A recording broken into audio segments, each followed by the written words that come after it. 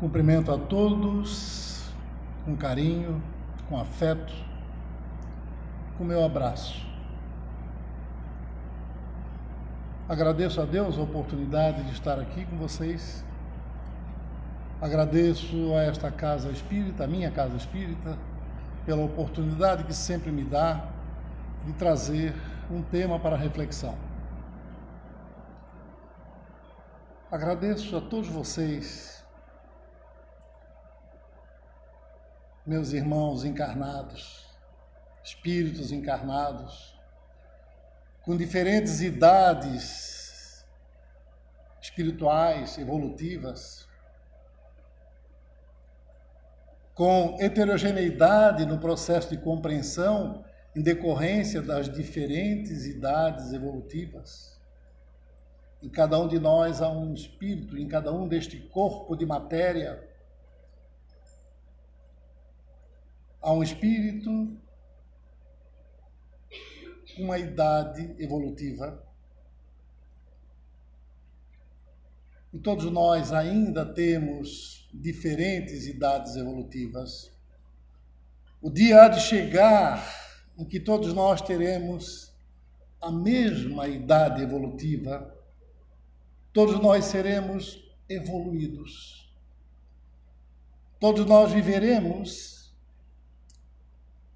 as leis do amor. Todos nós teremos compreensão. Todos nós teremos paz.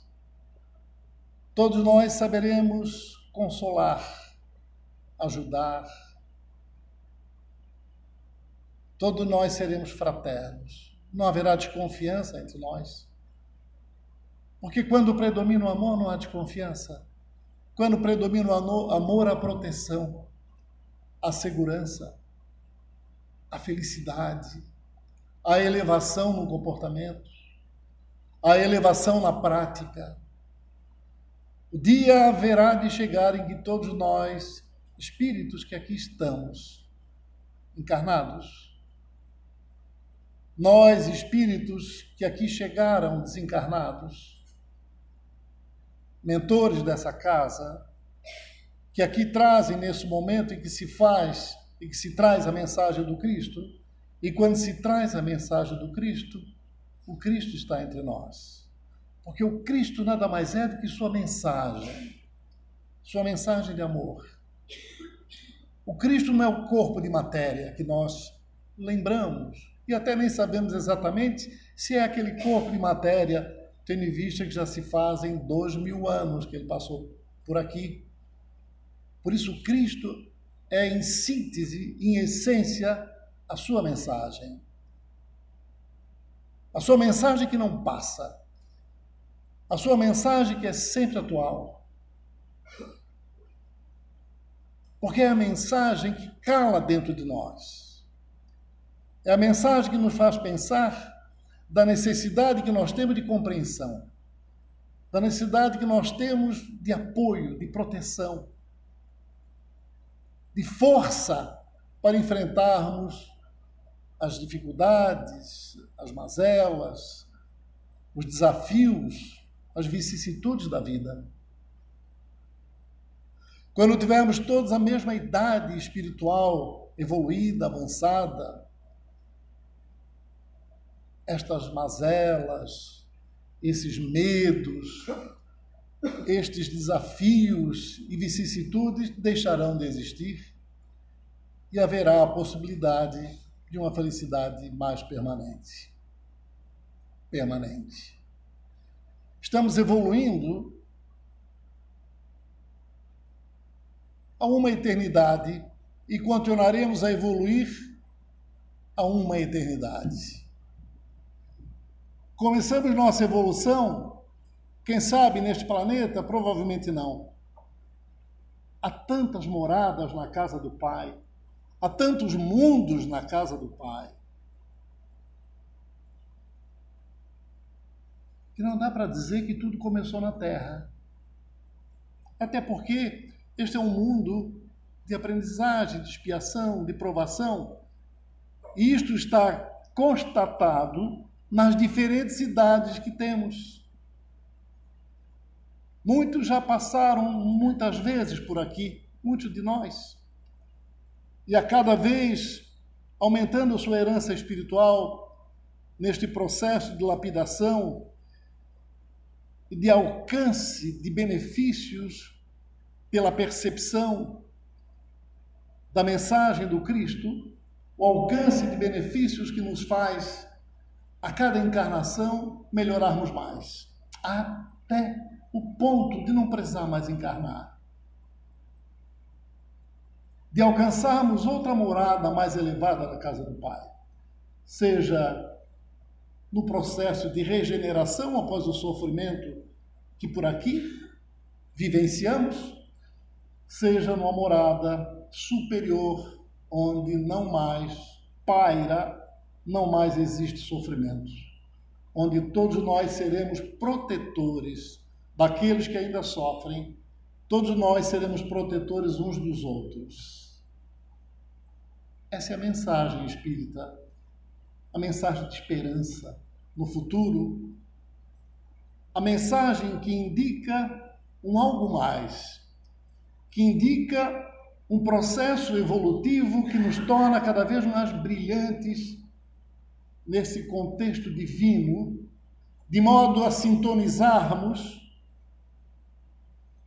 com a vibração de Deus Pai.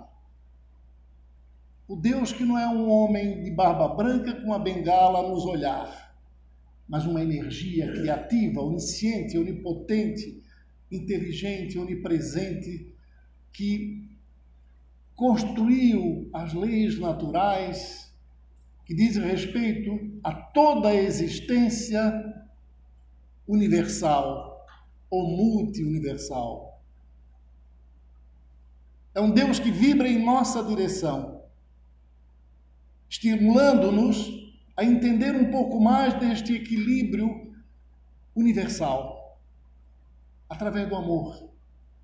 Um Deus que vibra em nossa direção e é inerente, participa de nós, querendo que nós comecemos a vibrar também na direção dele. Nos comunicarmos com ele através das nossas orações, através do nosso pensamento elevado, através da nossa vontade de sermos melhores. E cada vez que temos essa vontade de sermos melhores, estamos vibrando no ritmo do Deus Pai. E o que fez Cristo nos apresenta a Deus, porque ele já vibra no ritmo de Deus. Ele nos apresenta a Deus, nos apresenta a forma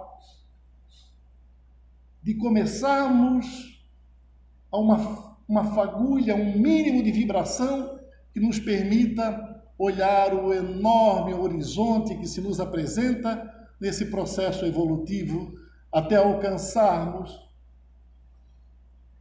as vivências de seres espiritualizados superiores. O que resta para nós é progresso. Resta-nos progresso. Resta-nos melhorar sempre, cada vez mais, seja pela reflexão, pelo pensamento, pela oração, pelo olhar da mensagem do Cristo, pelo olhar da grandiosidade, da divindade do Deus Pai. Seja por esta reflexão, ou seja pela dor ainda, seja tropeçando ainda, aprendendo com a dor.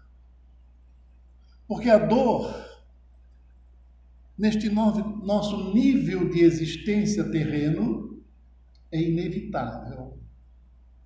A dor é inevitável para todos nós. A dor é inevitável. O sofrimento é uma escolha. Frente a uma dor, podemos sofrer de diferentes formas. Procurando entender essa dor, porque dor nunca é causa, dor é sempre consequência.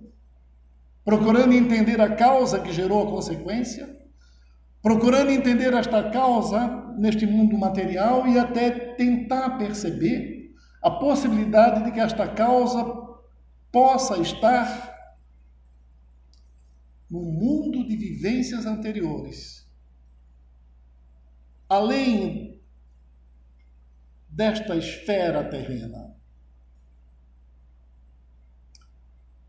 Portanto, já passamos e, portanto, ainda veremos de passar.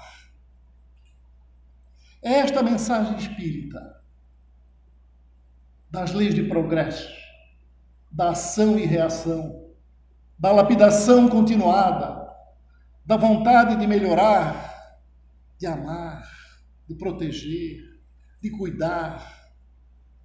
Esta é a mensagem que não muda. Esta é a mensagem que continua, porque ela cala dentro de nós. Muito mais, longe da mensagem do poder material, do poder político e econômico, longe das coisas materiais que possamos eventualmente conquistar, até necessárias.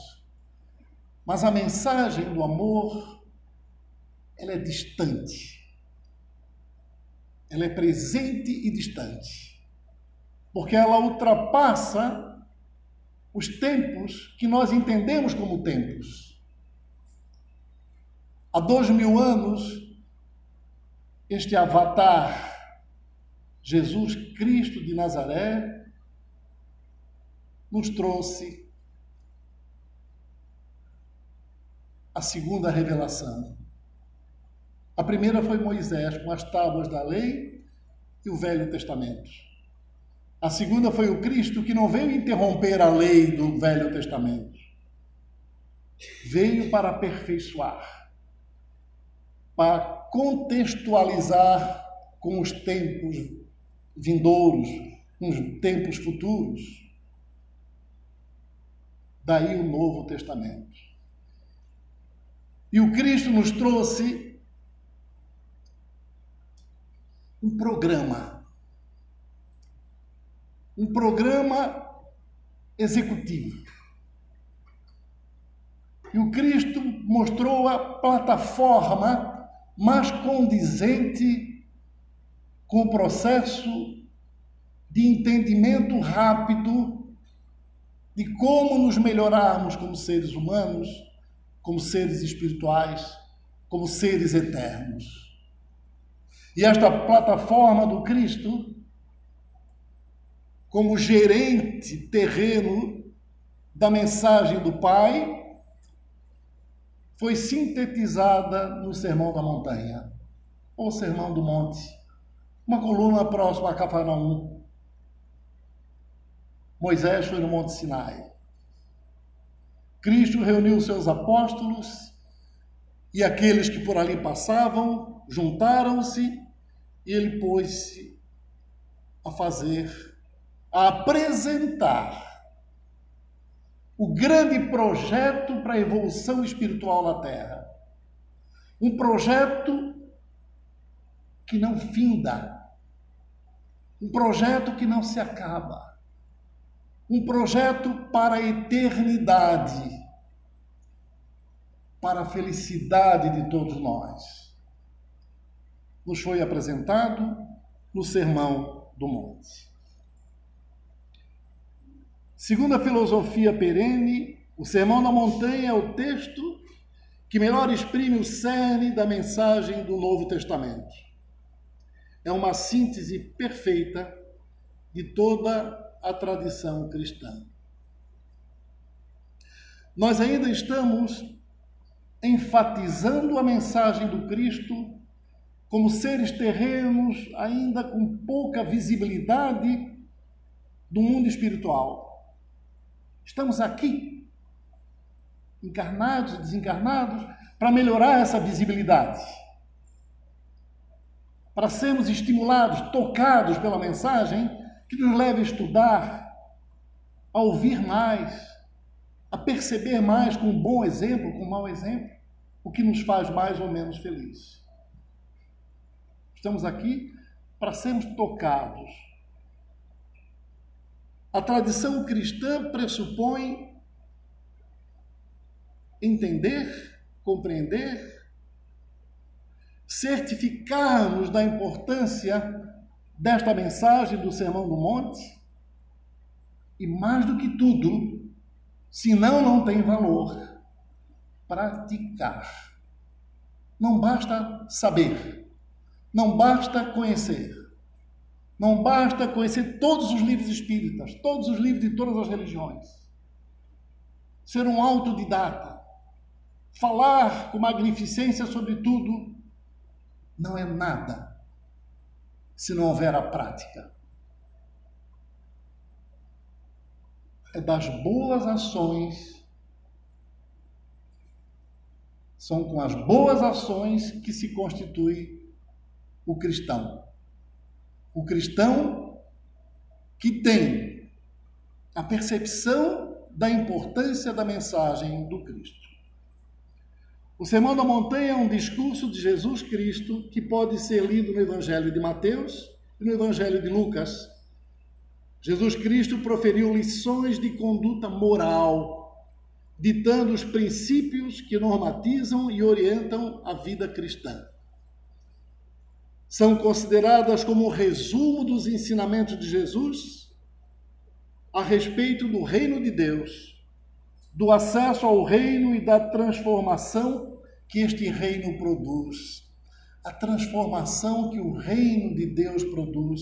O que é o reino de Deus? São imagens que nós criamos pensando em Deus, o reino de Deus, dá uma ideia de rei, mas o reino de Deus nada mais é do que uma vibração energética, positiva, elevada, brilhante, que nos permite perceber, por calar dentro de nós, o entendimento aprofundado da necessidade que temos de amor, de produzir amor, de receber amor e de dar amor.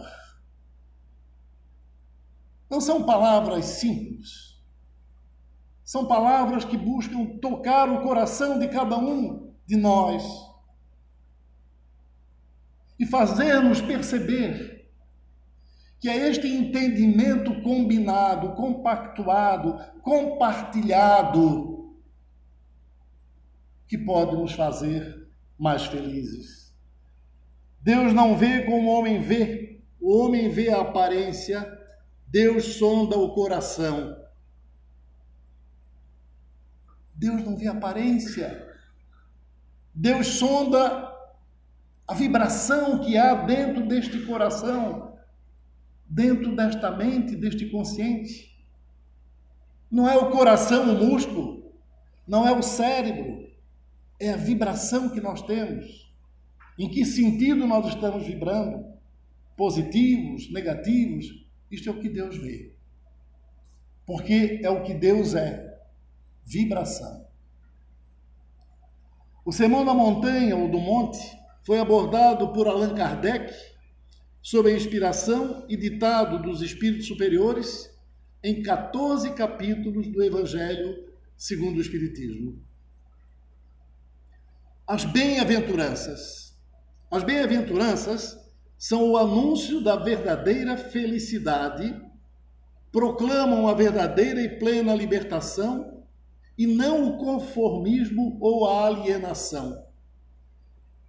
As bem-aventuranças anunciam a vinda do reino de Deus através da palavra e ação de Jesus, que tornam a justiça divina presente no mundo.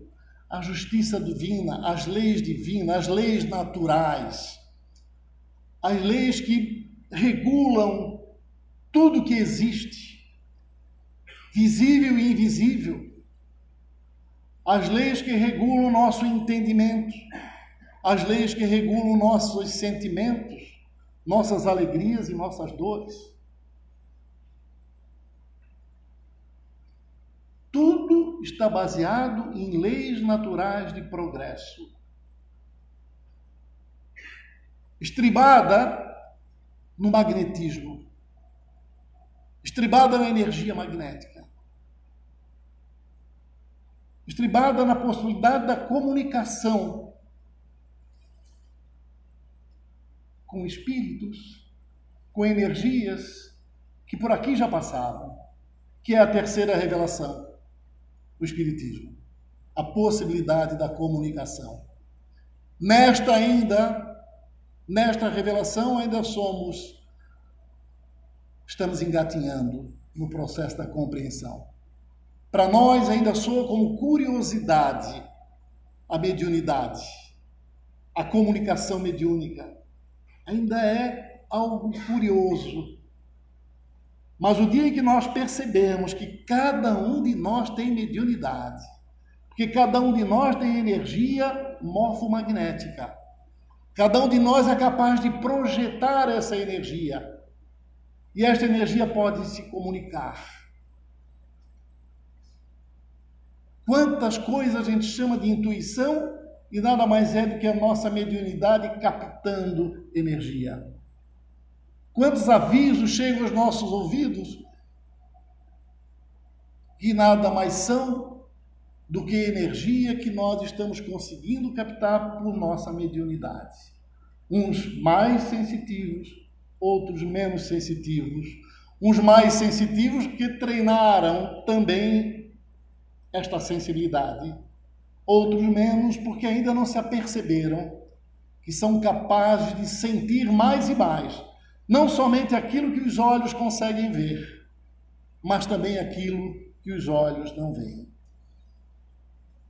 Bem-aventurados os pobres por espírito, porque deles é o reino de Deus. Bem-aventurados os que choram, porque serão consolados. Bem-aventurados os mansos, porque possuirão a terra. Bem-aventurados os que têm fome e sede de justiça, porque serão saciados. Bem-aventurados os pobres de espírito, porque deles é o reino dos céus. O que é pobre de espírito? Pobre de espírito não é o pecador. Não é aquele que negligencia. A ideia de pobre de espírito pode ainda ser entendida dessa forma. Ele é um pobre de espírito. De forma pejorativa, mas não é. Pobre de espírito é aquele que ainda tem muito que aprender da espiritualidade. É aquele que tem muito que aprender da comunicação com Deus. É aquele que tem muito que aprender quanto à importância do amor, que é um guarda-chuva para todos os sentimentos ligados à bondade e à fraternidade. Nós todos aqui, meus irmãos, não é pejorativo, ainda somos pobres de espírito. Ainda temos muito, cada espírito ainda tem muito que aprender. Se assim não fosse, não estaríamos aqui embutidos num corpo de matéria maravilhoso, fantástico, que nos ajuda a passar pela experiência terrena, mas mais fantástico, que sequer conseguimos entender a sua essência, é o nosso espírito. Se o corpo é complexo, e eu sei, sou médico, o espírito, nem conseguimos captar o início da complexidade do nosso espírito, da possibilidade da projeção, da possibilidade da comunicação pelos mundos afora, da possibilidade da existência eterna, da possibilidade de vagar de um lado para outro instantaneamente, com uma velocidade impossível de imaginarmos, capaz de estar aqui nesse momento em questão de segundos, que não sei nem dizer o quão rápido é, milésimo de segundo, estar na África, estar em qualquer lugar do cosmos. Ora, quanto ainda temos que aprender a respeito do nosso espírito. Neste momento temos que aprender a respeito do cuidado com o corpo e a atenção a este espírito que vai se revelando cada vez mais a cada um de nós. E na medida que ele vai se revelando, eu sinto que eu sou um espírito, que neste momento meu espírito está encarnado sob a denominação de alma. Alma é o espírito encarnado. Neste momento que eu começo a sentir que eu não sou simplesmente 2 pulmões, 2 rins, um braço, uma perna, mas eu sou um espírito encarnado. E eu começo a sentir que o que vale é a harmonia e o equilíbrio que este espírito tem ou possa ter. Na medida que eu começo a sentir isto, eu iniciei a acompanhar verdadeiramente as pegadas de Jesus Cristo. Bem-aventurados os misericordiosos, porque alcançarão misericórdia. Bem-aventurados os puros de coração, porque verão a Deus. Isto é, sintonizarão com Deus, vibrarão na vibração de Deus. Bem-aventurados os defensores da paz, porque serão chamados filhos de Deus. Porque se a vibração é de bondade, de amor, de fraternidade, é uma vibração de paz. Os bons, os fraternos, os amorosos, têm vibração de paz, sem emocionalidades, sem gritos, sem brigas. São os mansos. Mansos no sentido de terem paz, de sentir a importância de estar em paz, de sentirem que o processo aqui é muito rápido, milésimo, não dá para medir em relação à eternidade que o espírito vai viver, vai sobreviver, vai acontecer, vai existir. Kardec esclarece-nos que a misericórdia é o complemento da brandura, porquanto aquele que não for misericordioso não poderá ser brando e pacífico. Afirma ele ainda que a misericórdia está no perdão e no esquecimento das ofensas que nos são desferidas, virtudes que são inerentes às almas superiores. Perdoar, deixar para lá as ofensas, não retrucar no mesmo nível vibratório baixo, mostra o quão superiores nós somos espiritualmente. Conclui Kardec que na recomendação de Jesus para perdoar os nossos ofensores, na primeira oportunidade que surgir para essa reconciliação, seu objetivo é evitar que nossas desavenças não se perpetuem em infindáveis existências. Desavenças não perdoadas, desavenças não dirimidas, encontros pela paz não havidos, geram dívidas que nem sempre se resumem a esta existência. Daí a necessidade de reencarnação para dirimi-las. Me é presente a história de uma mulher escrava cujo senhor da fazenda a engravidou e teve um filho. Este filho não foi aceito, não foi apoiado. E a mulher escrava continuou com este filho, cuidou deste filho. Todos desencarnaram e estas dívidas precisavam ser resolvidas. E o filho pediu a Deus para encarnar como filho do pai que não o reconheceu. E este filho encarnou e mostrou ao pai o quanto orgulho ele podia dar a este pai. E na medida que este filho mostrou a elevação espiritual que tinha, a percepção da espiritualidade que tinha,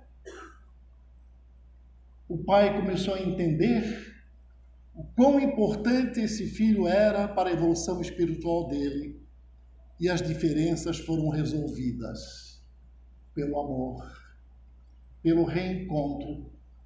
Aqui, lá ou acolá, sempre haverá esta possibilidade.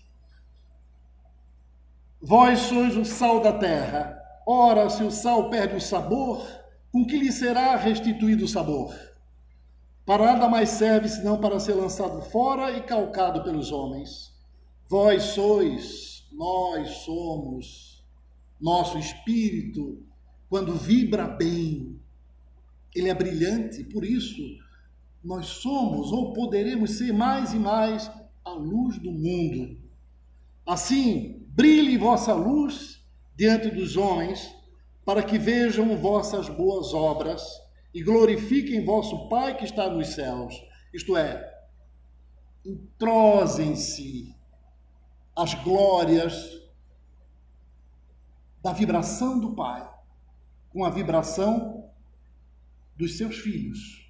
Energias que vibram em uníssono, gerando um brilho cada vez maior. Amar os inimigos. Amai a vossos inimigos. Bendizei aos que vos maldizem. Fazei bem aos que vos odeiam. E orai pelos que vos maltratam e vos perseguem, para que sejais filhos do vosso Pai que está nos céus. Esse é um enorme desafio para todos nós. Amar o inimigo. Este filho que pediu para voltar mostrou que era capaz de amar aquele pai que num dado momento deixou de lado. Não ofereceu a ele o que poderia ter oferecido. Foi seu, entre aspas, inimigo. Ele voltou e mostrou a importância que esse pai tinha na vida dele para o seu aperfeiçoamento e a importância que ele tinha na vida desse pai para compreender que nas encarnações sucessivas é possível a reconciliação daquilo que não foi conciliado em momento pretérito. A mesma ideia torna a aparecer no Evangelho de Lucas, no qual se lê: digo, porém, a vós que me ouvis, amai os vossos inimigos, fazei o bem aos que vos odeiam, bendizei aos que vos maldizem, orai pelos que vos insultam. Sendo o amor o sentimento que nos leva à caridade para com nossos semelhantes, explica o codificador Kardec, amar os inimigos é a mais sublime aplicação desse princípio, porquanto a posse de tal virtude representa uma das maiores vitórias alcançadas contra o egoísmo e o orgulho. E vejam ainda o que Kardec diz, que o amor aos inimigos não significa ter para com estes a mesma confiança e carinho que temos para com nossos amigos e familiares, principalmente quando se sabe que aqueles que não participam das mesmas ideias e sentimentos nossos podem fazer mau uso da nossa confiança. Os sentimentos negativos de alguém em relação a nós causam-nos uma impressão ruim e, portanto, amá-los não é nos sujeitarmos à sua companhia desagradável, salvo quando for para socorrê-los em alguma situação difícil. Amá-los é, entretanto, aproveitar todas as oportunidades que nos forem oferecidas para lhes retribuir o mal com o bem, ficar felizes com o que de bom lhes suceda e evitar todo o mal que os possa prejudicar. Kardec nos explicou bem isto.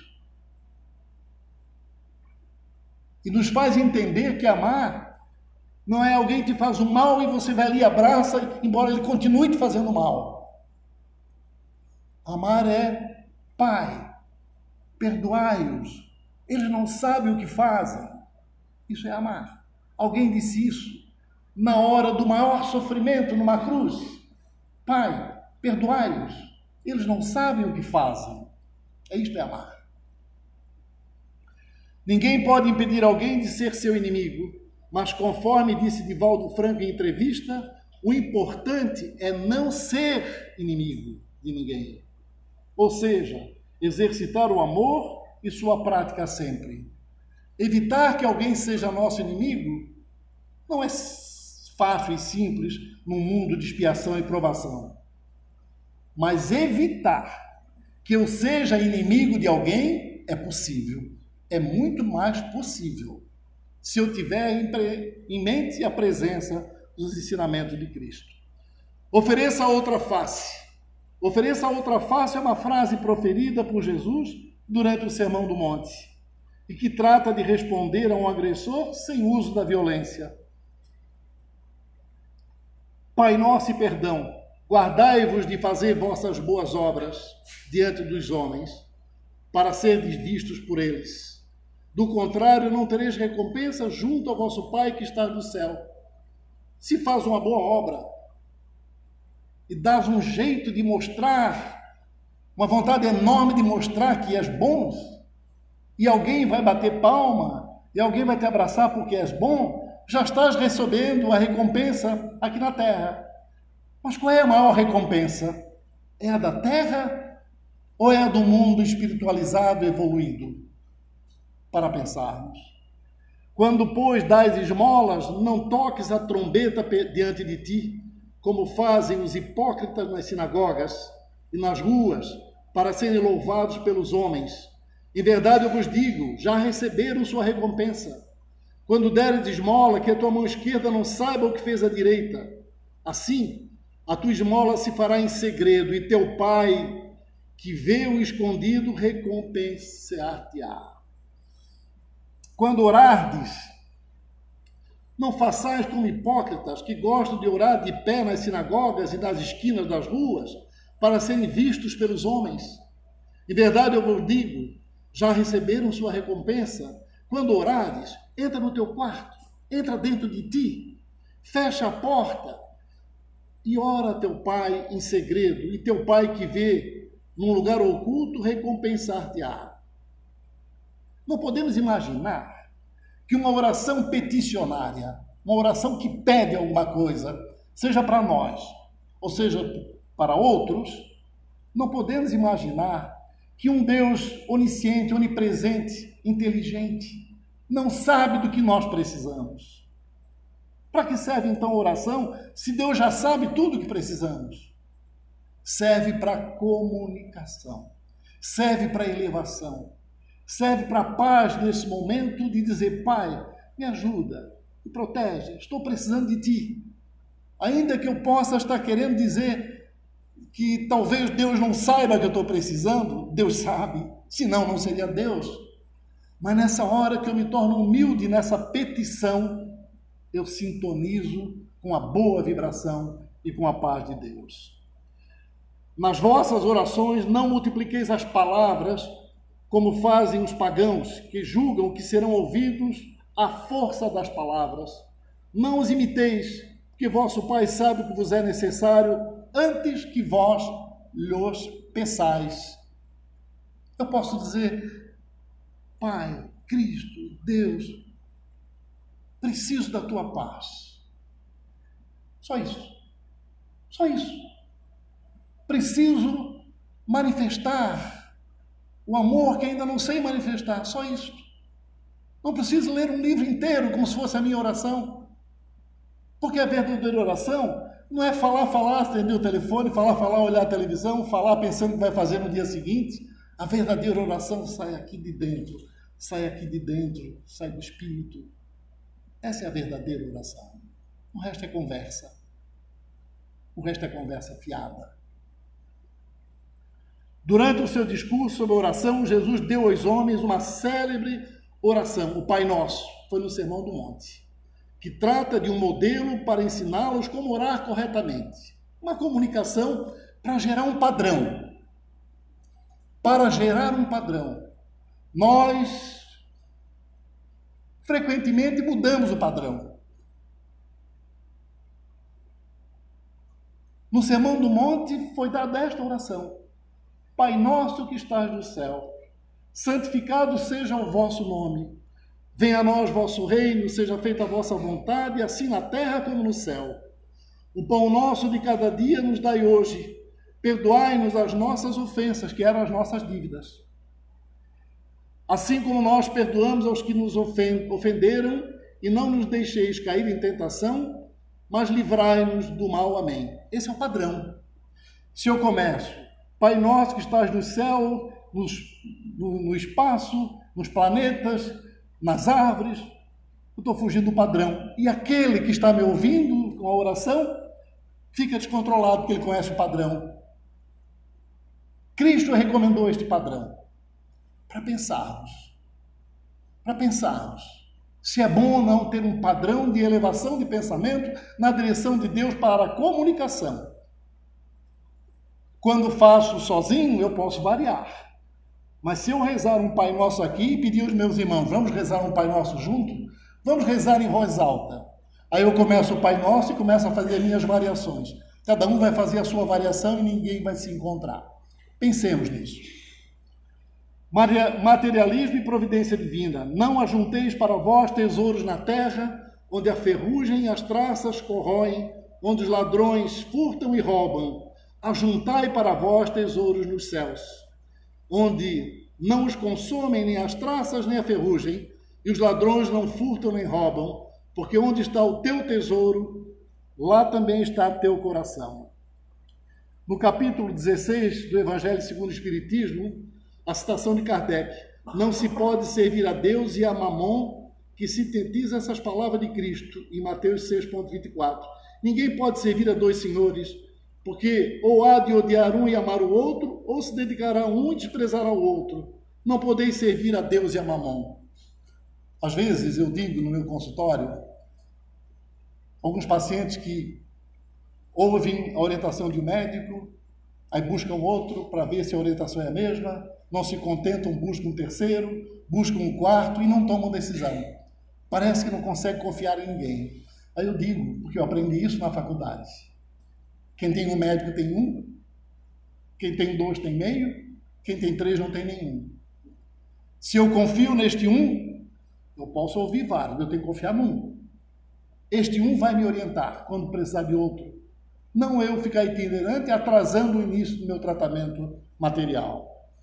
Se a riqueza é causa de muitos males, se exacerba tanto as más paixões, se provoca mesmo tantos crimes, não é ela que devemos inculpar, mas ao homem que dela abusa, como de todos os dons de Deus. O problema não é, portanto, a riqueza em si. Não é proibido você conquistar, lutar, ter condições materiais para ter um conforto material. O problema é como você usa isto.